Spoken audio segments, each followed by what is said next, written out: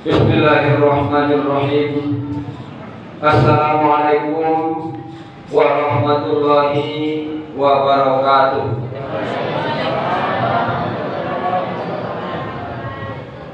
Alhamdulillah wa qudratillah.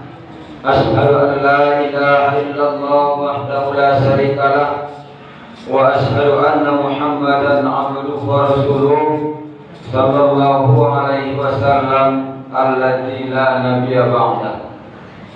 Qala Allah ta'ala fil Qur'anil Karim, a'udzu billahi minasy syaithanir rajim. Bismillahirrahmanirrahim. Qad aflahal mu'minun alladzina hum fi shalatihim khashi'un walladzina hum 'anil lagwi mu'ridun. Wa qala Allah ta'ala fi ayatil ukhra, a'udzu billahi minasy syaithanir rajim. Bismillahirrahmanirrahim. Ma yalfazu min qawlin illa ladaihi raqibun 'atid. Wa qala Rasulullah sallallahu alaihi wasallam, Bismillahirrahmanirrahim. Salamatul insan fi hifzil lisan.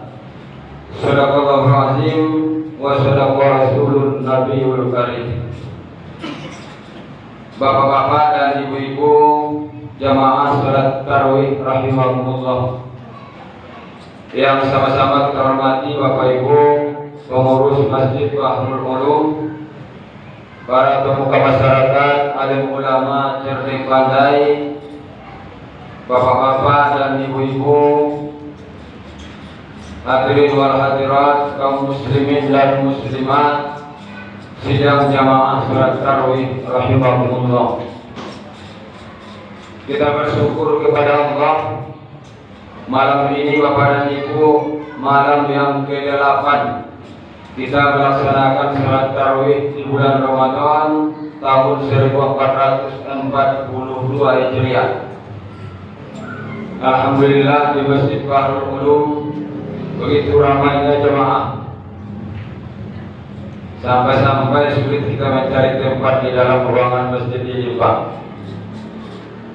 Mudah-mudahan ini akan bertahan sampai ke akhir Ramadan, sehingga Bapak dan Ibu kita semua akan mendapat ampunan Allah Subhanahu wa taala, yang pada akhirnya kita akan menjadi orang-orang yang muttaqin. Amin ya rabbal alamin.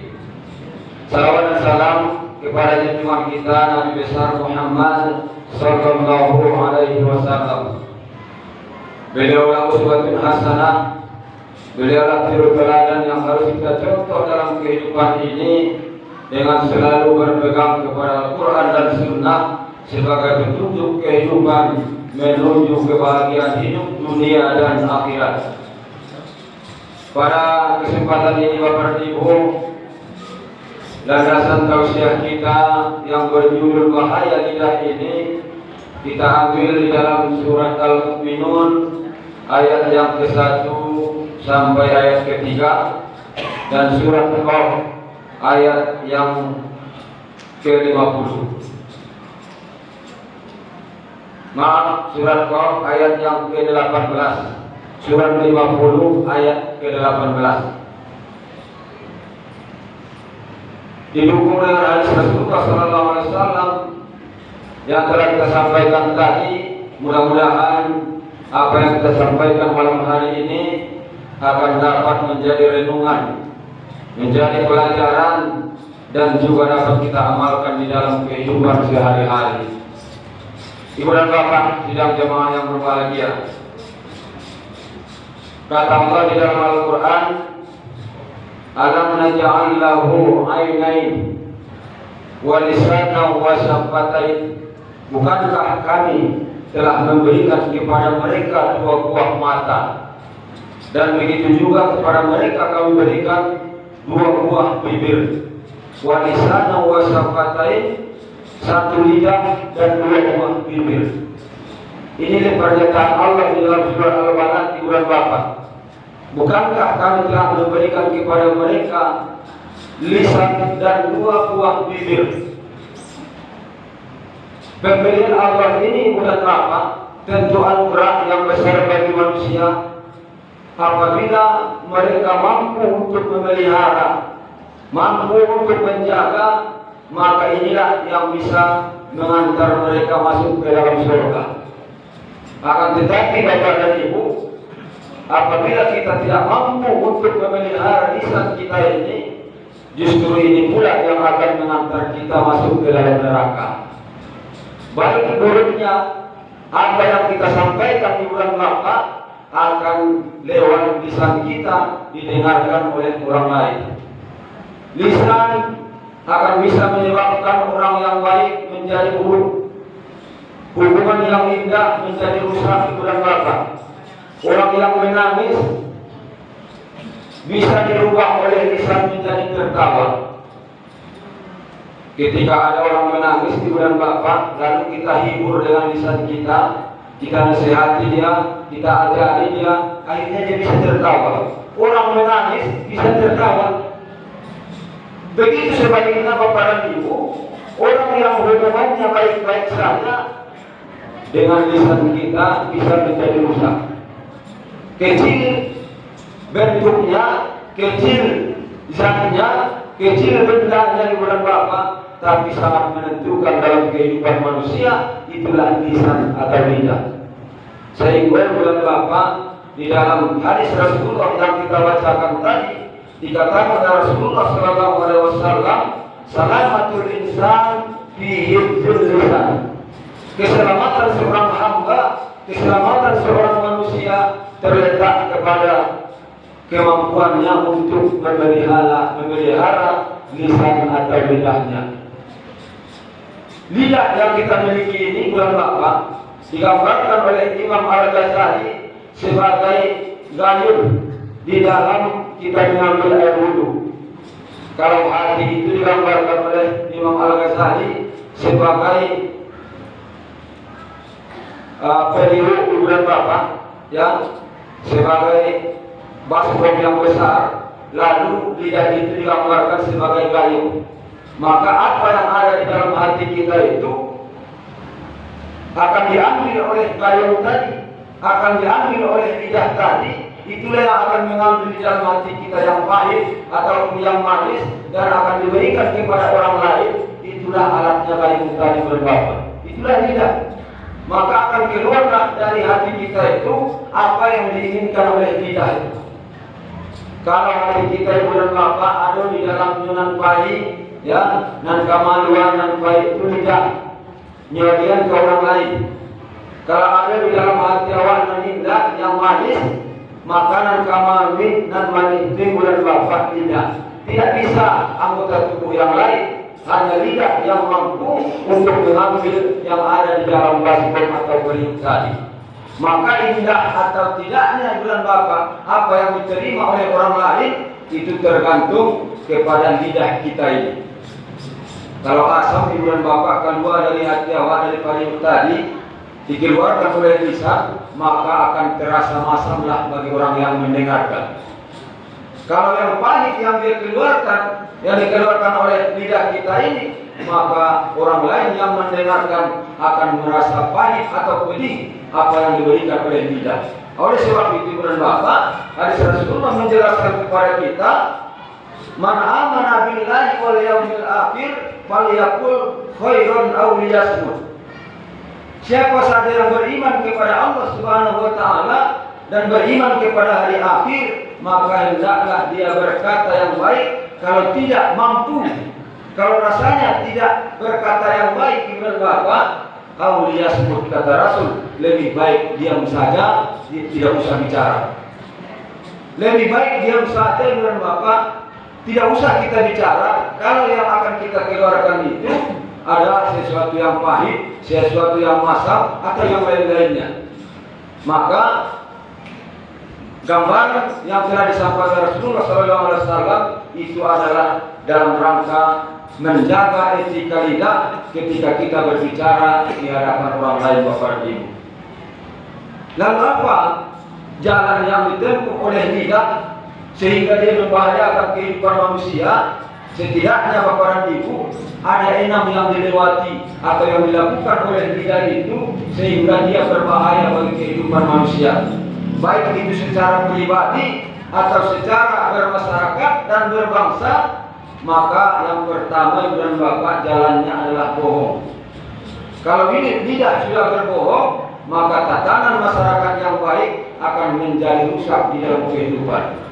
Apabila lidah sudah tidak jujur bicara ibu dan bapak, maka yang baik bisa jadi buruk, yang indah bisa jadi jelek ibu dan bapak. Oleh sebab itu, jangan sampai lidah kita ini melakukan dusta ibu dan bapak-bapak. Kebaikan, keharmonisan hidup seseorang di dalam berhubungan silaturahmi ibu dan bapak akan bisa dirusak oleh alat yang kecil tadi, yaitu lidah pemberian Allah Subhanahu wa taala jika kita tidak mampu untuk memeliharanya dengan baik. Sehingga ibu-ibu jamaah di Masjid Bahrul Ulum yang sedianya bersilaturahmi dengan baik, gara-gara satu orang bisa saja jemaah hancur lebur, bisa saja jemaah bercerai-berai gara-gara lidah yang begitu kecil. Maka diingatkan Allah bahwa di dalam kehidupan setiap insan, di dalam surat Qaf ayat 18 tadi dikatakan oleh Allah Subhanahu wa taala, ma yalfazu min qawlin illa ladaihi raqibun atid. Kata Allah, apapun yang dikatakan oleh seorang hamba, apapun yang dikatakan oleh seorang manusia, maka tidak terlepas ucapan itu dari penjagaan raqibun atid, dari malaikat penjaga yang selalu mengawasi manusia, yang akan mencatat apa yang mereka katakan.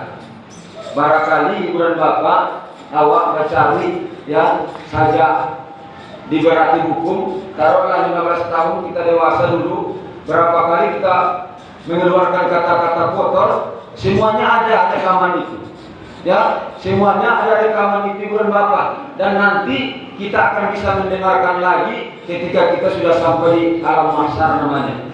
Berkumpul semua manusia di sana, mulai umat Nabi Adam sampai umat Nabi Muhammad SAW, miliaran orang ibu dan bapak di hari itu berkumpul, maka mereka akan melihat siapa pelaku kata-kata kotor itu dan akan mendengarkan semuanya. Jadi ada ibu dan bapak, semacam layar tancap nanti di akhirat itu, semua manusia akan bergantian menjadi bintang film di sana. Ya, kalau si anu dia jadi bintang film dalam hal perzinaan, nampak di sana bu. Barangkali dia berzina, nampak di sini. Nukarajuan 5, ya Jusia, aduh satu.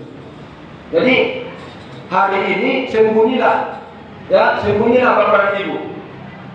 Tapi suatu saat nanti itu akan dibuka semuanya. Kalau kita tidak bertaubat ibu dan bapak. Tapi kalau sempat kita bertaubat sebelum kita meninggalkan kehidupan dunia ini, lalu taubat kita diterima oleh Allah Subhanahu wa taala, maka penghapusnya akan datang. Dihapuslah perzinaan tadi ibu dan bapak kalau orang bertaubat. Tapi kalau hanya istighfar, astagfirullahaladzim, saya sudah salah, saya sudah gila, saya sudah melakukan perbuatan kotor, ya Allah, saya minta ampun kepadamu ya Allah, astagfirullahaladzim, alladzi la ilaha illa wal hayyul qayyum wa atubu ilaih. 1000 kali pun ibu dan bapak kita ucapkan permintaan ampun itu kepada Allah. Kalau itu dosa besar yang kita lakukan, maka dosanya tidak akan dihapus oleh Allah Subhanahu wa taala. Lalu apa jalannya Ustaz? Harus dengan taubat ibu dan bapak. Taubat, baca dulu, mandi taubat dulu. Ya. Sudah pernah kita mandi taubat belum Ustaz? Belum pernah mandi taubat. Caranya sama ibu dan bapak yang mandi wajib. Kalau ibu mandi wajib barangkali sudah sering, sudah hafal gitu. Ya. Mandi wajibnya. Karena itu sering kita lakukan. Tapi mandi wajib, mandi taubat barangkali belum pernah. Caranya sama ibu dan bapak, cuma niatnya saja berbeda. Kalau kita mau mandi taubat, maka ganti niat mandi wajib itu dengan niat mandi taubat. Caranya sama, membasahi seluruh tubuh dari ujung rambut sampai ujung kaki. Ini cara kita lakukan. Setelah itu sholatlah sholat taubat di bulan Bapak. Setelah sholat taubat, maka kita menyesali, bahkan menangisi dosa kita lakukan, lalu minta ampun kepada Allah sebanyak-banyaknya. Setelah itu berdoa kepada Allah, minta agar taubat kita diterima oleh Allah Subhanahu wa taala. Setelah itu isilah kehidupan kita dengan kebaikan di bulan Bapak dan menjaga diri dari dosa kecil dan tidak dilakukan lagi dosa besar yang mungkin kita lakukan selama ini. Ini jalan taubat yang harus kita lakukan. Kalau kita tidak mau bulan Bapak, maka inilah yang akan terjadi pada kita nanti. Seluruh orang mulai dari umat Nabi Adam nanti bulan Bapak akan melihat kita di layar tancap itu hanya satu orang pemain film dari bulan Bapak. Kalau berzina 2 orang pemain filmnya, maka akan ditonton oleh miliaran orang. Hebatnya layar tancap di akhirat itu bulan Bapak. Kalau orang menonton dari dekat, misalnya layar tancapnya di Bahrul Ulum, orang melihat dari samping masjid Bahrul Ulum sama besar ukuran gambarnya dengan orang yang melihat di pasar raya. Itu kehebatan layar tancapnya memang. Jadi orang yang melihat layar itu dari belakang sejauh apapun, ukurannya sama dengan orang yang melihat dengan dekat. Jadi kita tidak ada yang kabur-kabur di sana filmnya di bulan Bapak, semuanya terang. Kalau kita berbohong hari ini, bersembunyi, oh kamu tidak pernah kamu berzina, tidak, saya tidak pernah melakukan itu. Nanti terungkap di bulan Bapak. Apapun yang kita sembunyikan hari ini, nanti akan dibuka oleh Allah Subhanahu wa taala. Ini yang pertama dari Bapak, bahwa ketika lidah sudah melakukan kebohongan atau dusta, maka disitulah dia akan menimbulkan bahaya. Yang kedua, lidah akan menimbulkan bahaya dalam kehidupan ibu-ibu dan bapak-bapak apabila dia melakukan riba, mencari-cari aib orang lain, lalu mengumbarnya kepada orang lain. Cari keburukan seseorang, lalu laporkan, sampaikan kepada orang lain. Yang ketika orang lain mengetahui itu, orang yang kita bicarakan di bulan Bapak, sesungguhnya dia tidak suka, maka itu kita telah menggibahnya. Apabila berita yang kita sampaikan kepada orang lain, ya, berita yang kita sampaikan kepada orang lain adalah karangan kita sendiri, tidak ada berita itu kepada orang lain yang kita bicarakan, itu namanya fitnah.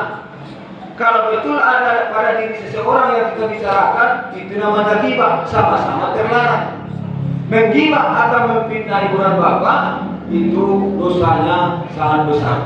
Bahkan dikatakan Allah Subhanahu wa taala, al-fitnatu asaddu minal qatli. Fitnah itu lebih kejam daripada pembunuhan. Membunuh karakter di bulan Bapak, serancak-rancak nama orang di masyarakat hanya dengan satu kata fitnah, maka namanya tidak lagi berharga di masyarakat. Harga dirinya akan jatuh di bulan Bapak gara-gara perkataan yang kita sampaikan di dalam rangka kita memfitnah seseorang. Itu jalan lidah akan mendatangkan bahaya. Yang pertama dusta, yang kedua ghibah, yang ketiga fitnah. Yang keempat di bulan Bapak, lidah akan mendatangkan bahaya bagi kehidupan seseorang, baik dunia ataupun akhirat nanti, adalah apabila dia sudah melakukan namimah. Namimah, apa arti namimah? Adalah mengadu domba. Si anu dengan si anu, si A dengan si B.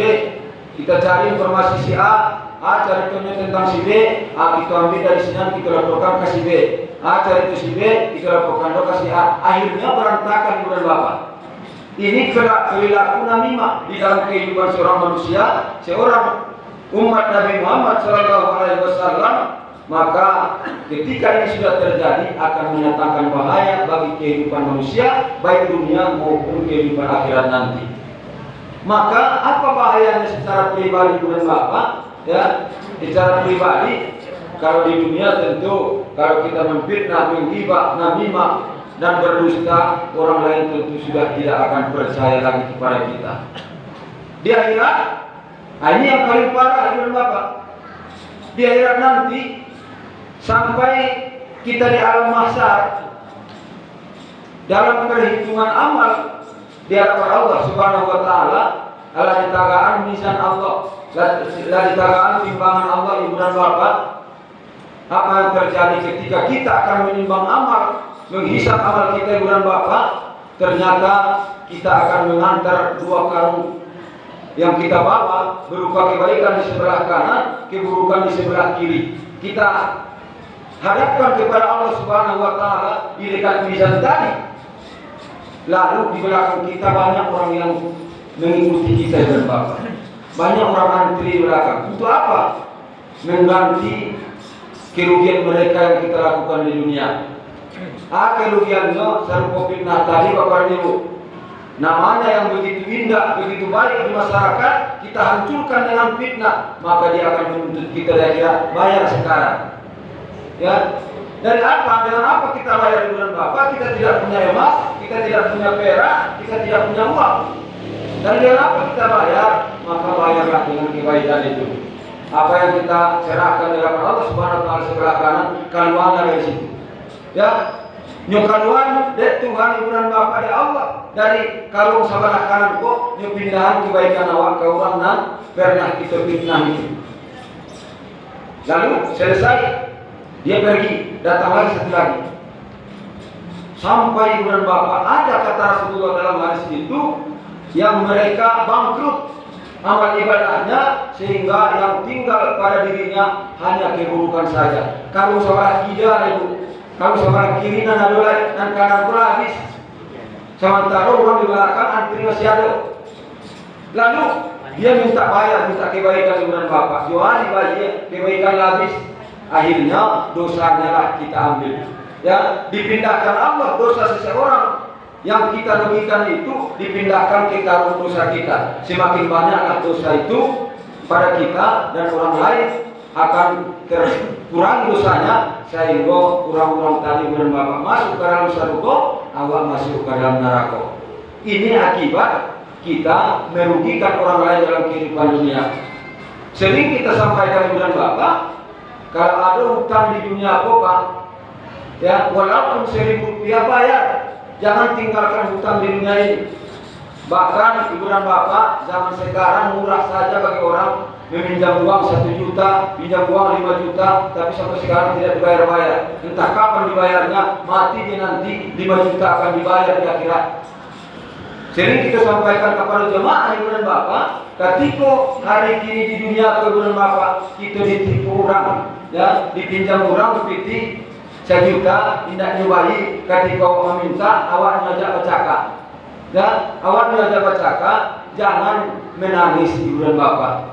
Kenapa? Apa yang kita alami kerugian dalam dunia ini semuanya akan kembali ke timbangan di mizan Allah nanti dalam kehidupan para masyarakat ini. Tidak ada yang tidak kembali. Ya, bakwan saja saat ibu dan bapak ketika sekolah ibu-ibu di SMA dulu kan sudah dewasa tuh. Ya bu, sudah dewasa ketika SMA makan bakwan 3 bayi bu, nanti nanti ganti dia kira.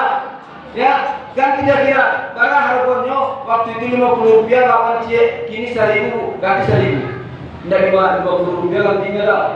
Ya, taka itu manusia ibu dan bapak. Ya, begitu adilnya Allah Subhanahu wa taala, kerugian yang dialami manusia di alam dunia nanti semuanya akan dikembalikan di akhirat ketika alam mahsyar dihamparkan oleh Allah Subhanahu wa taala untuk menghisap amal manusia. Maka yang kedua ibu dan bapak, apa bahayanya dari lidah yang tidak terjaga itu? Bahwa pada ujungnya nanti ibu-ibu dan bapak-bapak, manusia yang tidak mampu menjaga lidahnya itu akan masuk ke dalam neraka tanpa hisab. Tanpa hisab. Bapak tanpa hisab, kebaikan itu habis pak. Nilai sembahyang itu habis membayar utang. Nilai puasa habis membayar utang. Tinggal keburukan, anak kadisa masuk ke dalam neraka langsung tanpa hisab. Ibu dan bapak sedang jemaah berbahagia, Ramadan ini adalah bulan tarbiyah.